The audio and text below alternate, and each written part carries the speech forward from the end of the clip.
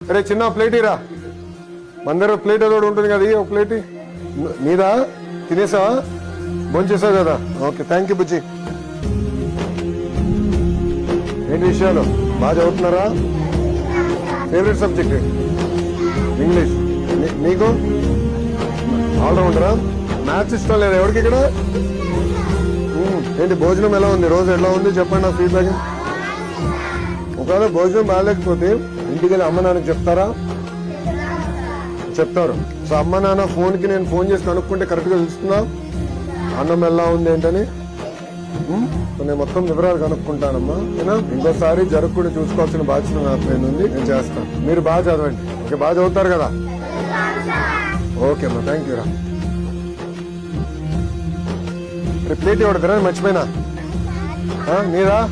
Thank you నాన్న, దీనిగానే అడిగా.